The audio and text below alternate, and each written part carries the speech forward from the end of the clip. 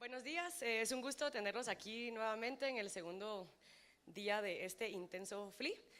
Para arrancar la jornada de hoy les voy a presentar al embajador Luis Arriaga. Luis Arriaga fue confirmado por el Senado de los Estados Unidos como embajador de los Estados Unidos para la República de Guatemala el 3 de agosto de 2017 y arribó a Guatemala el 3 de octubre de 2017. El embajador Arriaga es miembro del Servicio Exterior. Previo a su designación, el embajador Arriaga fungió como subsecretario principal adjunto de Estado para la Oficina de Asuntos Internacionales de Narcóticos y Aplicación de la Ley en noviembre de 2013. Como tal, fue responsable de los programas del Departamento de Estado que combaten las drogas ilícitas y el crimen organizado, así como de apoyar a las fuerzas de la ley y el Estado de Derecho en el hemisferio occidental.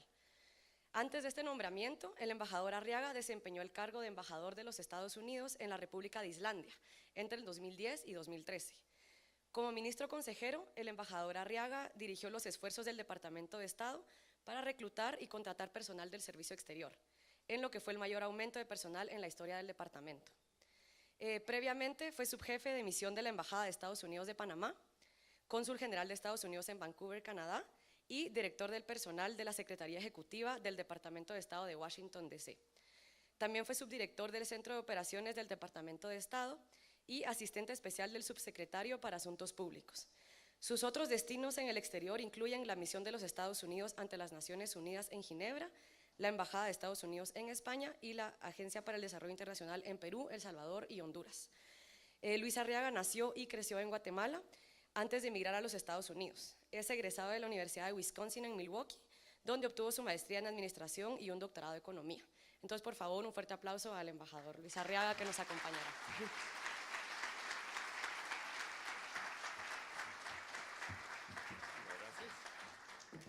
Muchísimas gracias por esa presentación, que es un poco larga y un poquito exagerada, pienso yo. Pero bueno, así son las cosas. Muy buenos días a todos.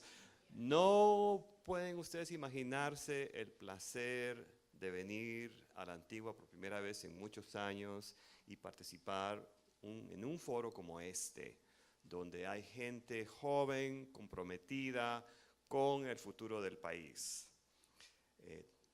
También quiero agradecer a la organización Alterna por realizar este evento y a todos los emprendedores e inversionistas presentes quienes buscan una Guatemala más próspera e incluyente.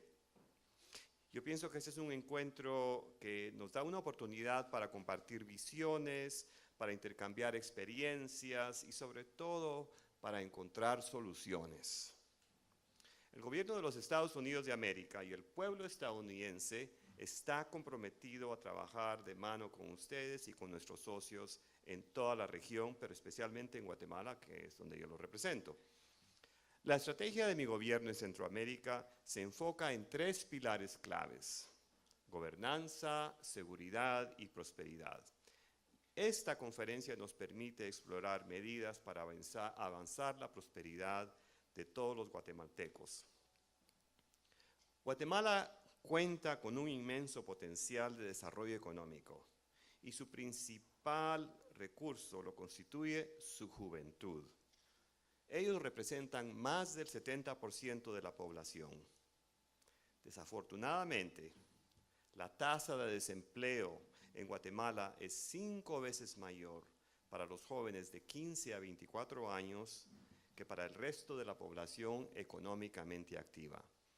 Es una estadística que verdaderamente es difícil de entender. De hecho, cuando la economía crece, los jóvenes son entre los últimos en ser contratados, y cuando la economía baja, suelen ser los primeros en ser despedidos. Esto no solo no es justo, pero tampoco es sostenible. Los jóvenes constituyen el recurso más valioso de un país, de todos los países. Ellos son el futuro y el presente. Vale la pena que nos preguntemos, ¿qué estamos haciendo para mejorar la situación de la juventud? El gobierno del presidente Morales ha dado un paso importante al establecer la Política Nacional de Empleo Digno, donde los jóvenes, las mujeres y personas con discapacidad tendrían acceso a un empleo digno. De igual forma, la Estrategia Nacional de Prevención de la Violencia adopta un enfoque multicausal al problema de la violencia. Esta estrategia incluye soluciones como acceso a la educación, la capacitación y oportunidades de empleo como mitigantes de la violencia. Hay muchos ejemplos. Existen organizaciones que reciben equipo electrónico en desuso, luego de repararlo lo entregan a escuelas públicas para ser parte del aprendizaje del alumno. Para muchos de estos jóvenes, esta es la primera vez que tienen y entran en contacto con una computadora. Es difícil creerlo, pero así sucede. También existen empresas multinacionales que capacitan en diseño de redes digitales y en el uso de la tecnología de la información sin costo alguno. Muchas de estas organizaciones, y esto es muy importante, acompañan esta capacitación con oportunidades de empleo, porque no se puede dar la una sin tener acceso a la otra. Por parte del gobierno de los Estados Unidos, tengan la seguridad que nosotros entendemos y tratamos de hacer algo sobre este problema. Como parte de nuestro apoyo a la Alianza para la Prosperidad, contamos con proyectos de la Agencia para el Desarrollo Internacional de los Estados Unidos, USAID o USAID, como dicen, y otras agencias que son parte de la embajada. Trabajamos con el gobierno de Guatemala y el sector privado, brindando formación vocacional y ayudando a la población a migrar del sector informal al sector formal. Apoyamos a los jóvenes emprendedores de tal modo que no se limiten en buscar oficio, sino que creen su propio empleo y puedan dar trabajo a otros jóvenes. Les doy un ejemplo. El proyecto Raíces Comunitarias de USAID apoya proyectos liderados por jóvenes en el oriente, el sur, occidente y el altiplano occidental del país. Para estos jóvenes, la violencia y migración son parte de su vida. Enfrentan oportunidades limitadas de empleo y educación. Crecen en familias divididas por la migración. El proyecto busca buscar y crear nuevas oportunidades para estos jóvenes en riesgo, dándoles la oportunidad de ser protagonistas de su propio futuro. Permítanme contarle y reducir esto a un ejemplo específico. Rosario. Ella es una joven que vivía en el relleno sanitario más grande de Centroamérica, en la zona 3, la ciudad de Guatemala, una de las áreas más peligrosas del país. Su padre abandonó a su familia y su madre pasaba todo el día trabajando para mantener a Rosario y a sus hermanas. Esta situación precaria llevó a Rosario a beber, consumir drogas y terminar en el hogar seguro Virgen de la Asunción. A través del proyecto USAID Convivimos, es el nombre del proyecto, Rosario participó en actividades para jóvenes en riesgo y desarrolló un plan de vida. Rosario no solamente se capacitó, ella obtuvo un trabajo como alfabetizadora del proyecto Convivimos. Ella es un ejemplo de cómo estos jóvenes pueden transformar sus vidas. Otra iniciativa de la embajada traerá un grupo de bailarines y músicos que enseñarán a jóvenes en riesgo sobre el emprendimiento a través del hip hop y la producción musical. Algunos de estos jóvenes que estamos trayendo eran miembros de pandillas en Los Ángeles, pero lograron utilizar sus talentos. Ahora son un ejemplo para otros jóvenes de cómo crear un futuro a través de la danza, el arte y la música. Si bien el trabajo de cada uno de los actores es inmenso, definitivamente no es suficiente. Por lo que yo les pregunto, ¿qué nos falta por hacer? Las oportunidades para contribuir son infinitas, ya sea desde el voluntariado, la formación laboral o la educación. Cada uno de nosotros puede ayudar de alguna forma. Durante el panel que vamos a tener más tarde, que se llama Prevención, Reducción, Oportunidades, a celebrarse hoy, escucharán un llamado a la acción a la empleabilidad incluyente para jóvenes de zonas marginales. Esta propuesta es una invitación a tomar acción y eliminar los estigmas que condenan a tantos de nuestros jóvenes. Invito a todos los participantes del sector privado, gobierno, universidades y sociedad civil a unirse a este desafío y a ser parte de la solución. Muchísimas gracias. Para iniciar este panel que vamos a tener al señor Daniel Panedas. Daniel Panedas es uruguayo de nacimiento, y me cuesta decir eso sin decir uruguayo, que es residente en Guatemala desde hace 15 años. Él es licenciado en Dirección de Empresas, en Dirección de Empresas de la Universidad Católica de Montevideo, con una maestría en Administración en la Universidad Francisco de Vitoria de Madrid y una especialización en Negocio Internacional en Harvard University. Es fundador y vicepresidente de Grupo Cerca, que es una compañía editora de revistas líder en Centroamérica y el Caribe.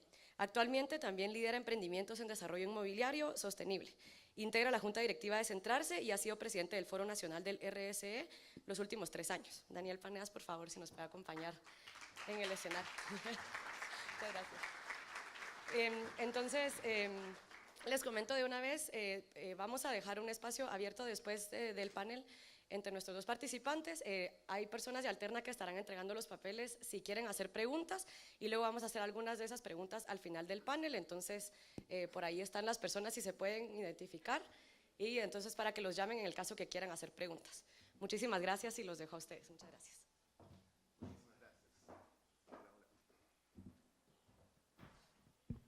Ahora sí.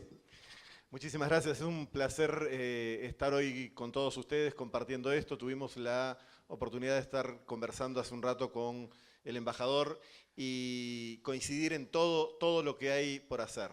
Entonces creo que es muy bueno que puedan aprovechar. No es que vayamos a poder canalizar todas las preguntas que hagan, pero creo que es una muy interesante oportunidad poder hacer preguntas al embajador Arriaga.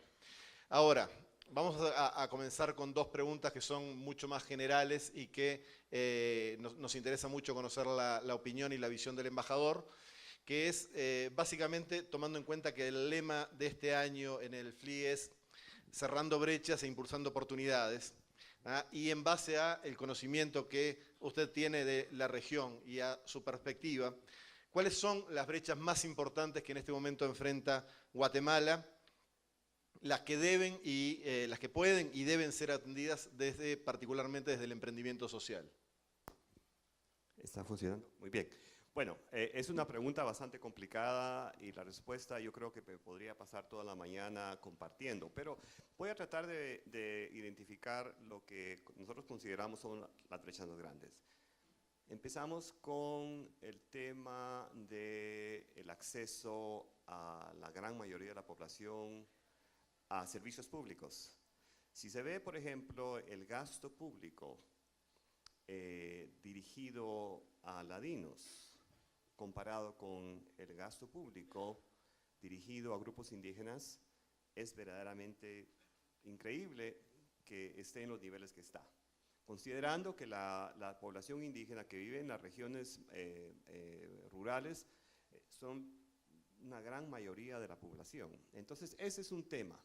¿Cómo abordar eso dentro del contexto de lo que está sucediendo ahora, donde se está tratando de llegar a una prosperidad mayor?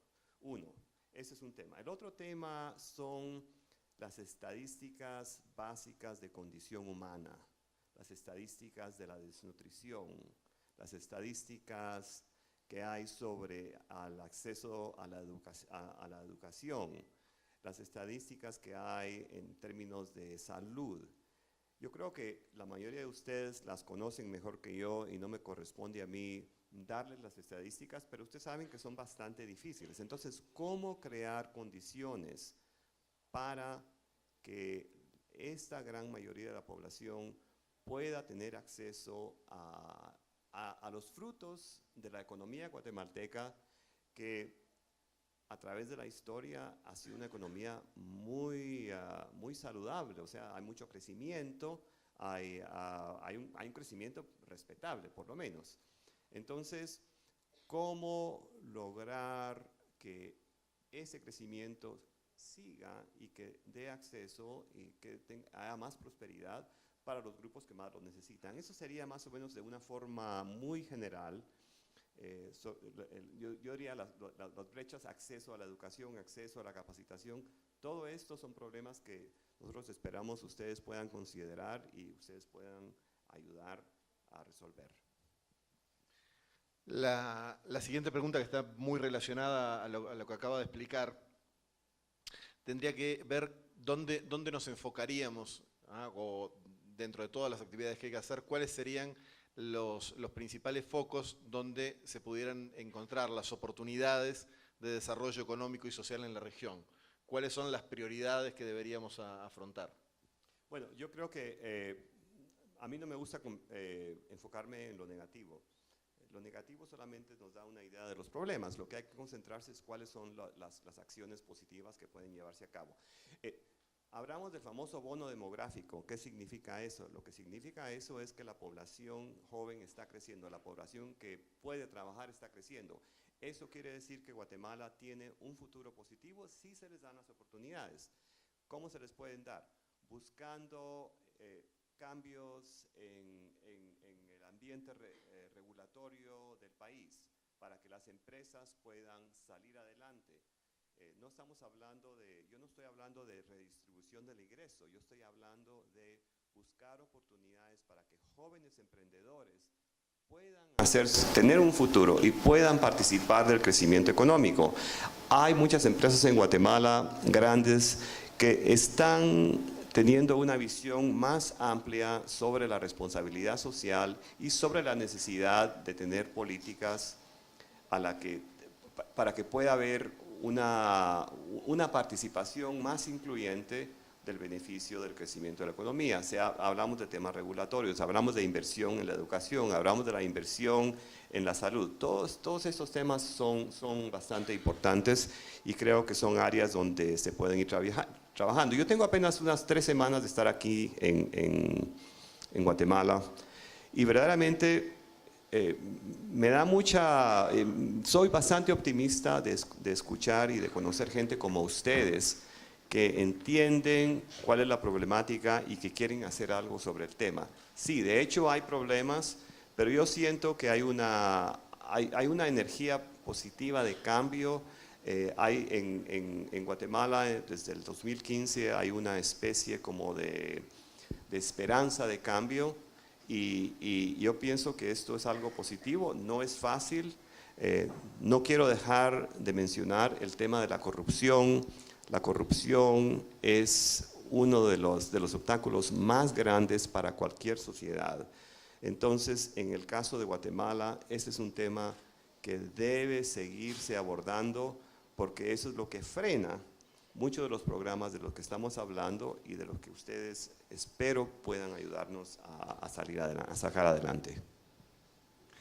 Nombraba recién lo que pasó a partir del 2015. A partir de ese año se dieron una cantidad de cambios brutales a nivel político, pero también se dieron cambios a nivel social y a nivel de percepción de la gente.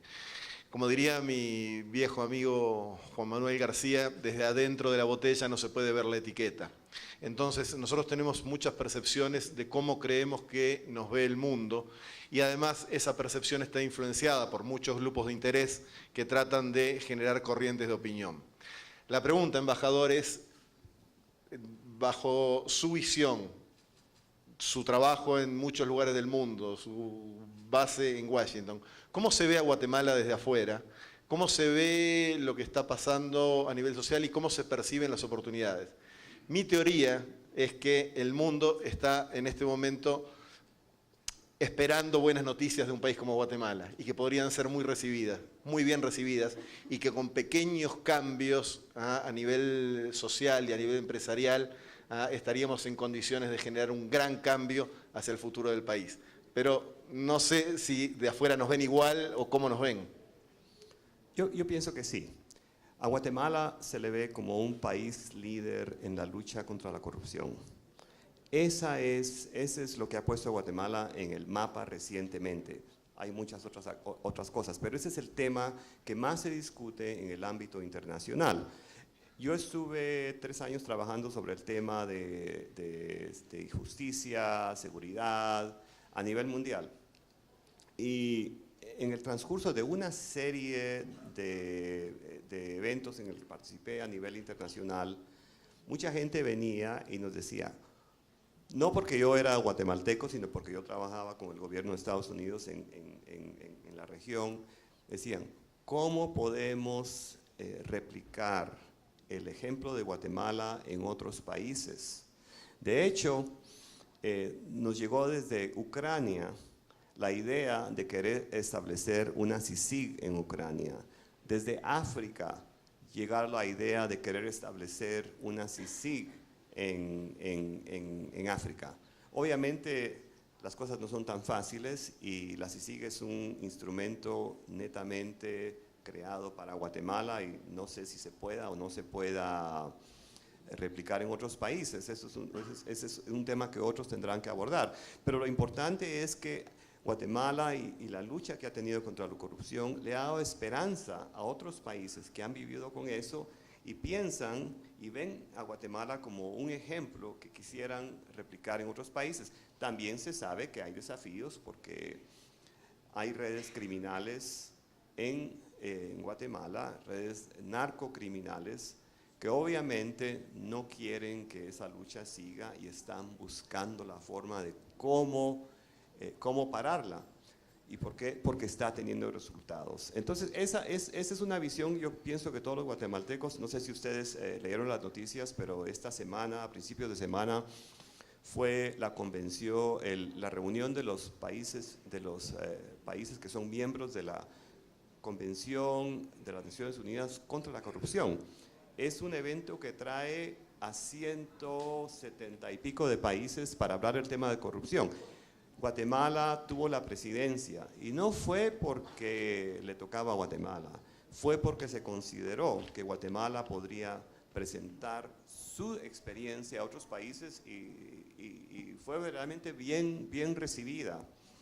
Entonces, yo pienso que los guatemaltecos se deben sentir muy orgullosos por lo que el país ha logrado, sabiendo que todavía queda mucho que hacer y que parte de la solución no solamente es la lucha contra la corrupción, pero crear las condiciones para que la gran mayoría de la población pueda participar de una prosperidad que sea sostenible y que sea basada en unas políticas que no solamente respeten el medio ambiente, pero que sean incluyentes.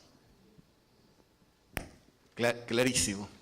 Ahora, más allá de lo que es la parte de lo que es la inversión de impacto, de lo que estamos hablando en el día de hoy, yo creo que Guatemala lamentablemente tiene una carga muy pesada, que es, eso es una opinión personal, de los países peor mercadeados en el mundo. Porque todo lo que sale normalmente de Guatemala son cuando hay desastres o cuando pasan malas noticias y tenemos una percepción terrible. Todo lo que se habla incluso del Triángulo Norte hace que la gente tenga una percepción muy mala de Guatemala. A mí me ha pasado estar por el mundo y cuando me preguntan en qué trabajo y digo que trabajo en revistas, la gente hace así, se golpea la cabeza, porque es un negocio que está en baja y cuando me preguntan dónde vivís y digo en Guatemala, se agarran la cabeza de manera peor. Entonces, me encanta porque es un ejercicio precioso explicarles que el mundo de los medios y de las revistas no está en baja ni se va a morir y que vivir en Guatemala es realmente una gran experiencia, es un país espectacular que no se conoce. Por eso también pasa que muchos de los visitantes que llegan a Guatemala por primera vez lo hacen con muy pocas expectativas y se van fascinados con todo lo que puede ofrecer el país. Brevemente, ¿qué recomendaciones podríamos tener, embajador, ahora que está ya haciendo una inmersión de vuelta en el país para poder mejorar esa percepción que tenemos desde fuera, o cuáles serían los puntos que serían relevantes para el mundo, para conocer de Guatemala, que hicieran cambiar esa percepción y lo transformaran en un país que en lugar de tener una percepción negativa, empieza a tener una percepción positiva del mundo? Bueno, ya mencioné el tema de la lucha contra la corrupción, eso ha sido bastante positivo. Bueno, Guatemala tiene tanta riqueza cultural de recursos naturales, paisajes espectaculares. Eso creo que todos ustedes lo saben mejor que yo. Tal vez es un poquito prematuro para mí dar una recomendación específica. Estoy en proceso de aprendizaje, estoy en proceso de tratar de entender con más detalle la problemática, de entender cuáles son los puntos neurálgicos donde nosotros podemos ser más positivos, pero yo pienso que existe una estrategia, se está formando una estrategia y la participación popular ha sido bastante importante en eso, que también es algo que Guatemala ha recibido mucho elogio por el hecho que sea un país donde la gente pueda salir a expresar sus puntos de vista sin ningún tipo de miedo, algo que no sucedía tal vez en unas décadas. Eso es algo positivo. Entonces, yo pienso que la democracia, el hecho que Guatemala está construyendo su democracia, la está reforzando, eso es algo bastante positivo que a mí, si me preguntan, eso sería una de las cosas que diría. Estoy de acuerdo. Creo que esa ventana que se abrió en su momento a través de la lucha anticorrupción y todo, nos generó algo que no estoy totalmente seguro si logramos aprovechar, pero creo que todavía esa ventana sigue abierta para que Guatemala, cambiando un par de cosas, empiece a ser un generador de noticias positivas y empiece a ser percibido por el mundo como un país, como realmente el país que es, y que no nos está costando mostrar todo lo bueno que hay. No sé si tienen algunas preguntas ya que nos puedan ir arrimando o están todos demasiado tímidos a la hora de preguntar. Pero mientras nos acercan alguna pregunta más, voy a aprovechar para hacer una más yo, que en realidad tendría como para quedarnos hasta las 3 de la tarde.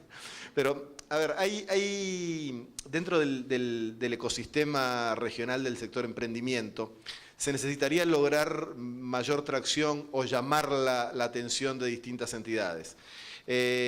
Sabemos que hay distintas organizaciones en el sector de inversión de impacto en Estados Unidos que tienen la intención de poder generar esas inversiones o que existe ese flujo de inversiones. ¿Cómo hacemos para canalizarlas puntualmente hacia Guatemala? ¿Qué es lo que debería generar ese sector de emprendimiento social para transformarse en más atractivo? Inversiones de fuera, me dice. Inversiones, sí, específicamente, ¿cómo hacemos para captar la atención de los flujos de inversión? Bueno, yo pienso que es el tema, como dicen en Guatemala, cuchillito de palo, ¿no? El tema de la corrupción. Es importantísimo que exista la certeza legal, que la gente piense que cuando viene a invertir en Guatemala, existen sistemas judiciales donde ellos puedan acudir en caso de que hayan problemas. Yo creo que eso es fundamental. Claro, Guatemala también tiene algunas personas que están saliendo y que han triunfado mucho. Está el caso de Luis Bonán, que yo lo conocí y es una persona que está muy comprometida con ayudar a Guatemala. Otro tema que yo tal vez sugeriría es el tema de establecer relaciones con la diáspora guatemalteca en Estados Unidos. Yo tuve la oportunidad de encontrarme con la Cámara Guatemalteco-Americana en Washington y me impresionó muy positivamente la cantidad de empresarios guatemaltecos que están triunfando en Estados Unidos. Y para mí esa es una gran oportunidad porque ellos mantienen sus conexiones con Guatemala y quieren ayudar al país. Entonces yo les recomendaría de establecer lazos con estos grupos porque ellos están buscando espacios de cómo ayudar al país de donde vienen. Perfecto. Tenemos... Ok. Vamos a pasar a las preguntas del público porque me encantaría monopolizarla. Okay. ¿Sí? Creo que escucha. Aló, ahí. Creo que no.